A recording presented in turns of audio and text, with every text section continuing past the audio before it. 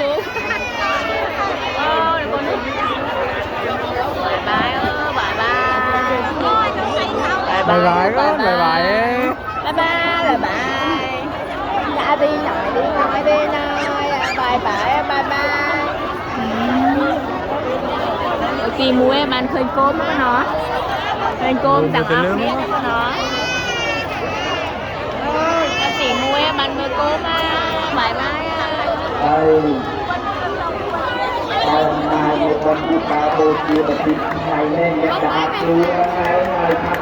Khơi là vọt nâng, vọt kết khơi.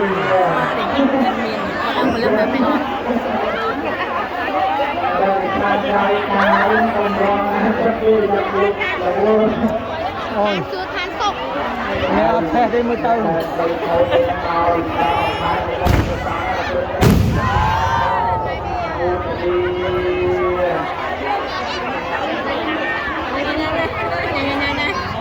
Nhanh quá.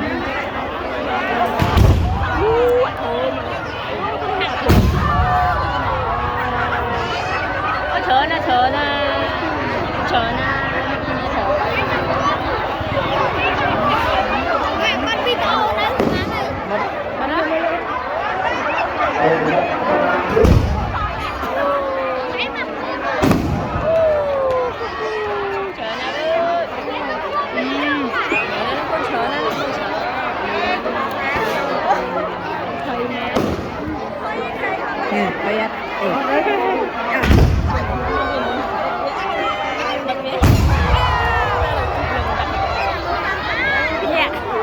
Như sợi.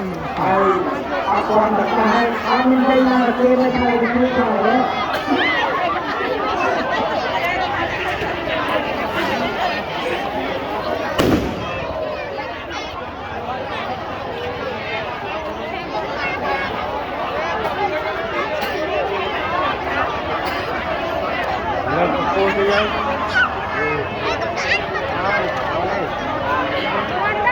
Đây này.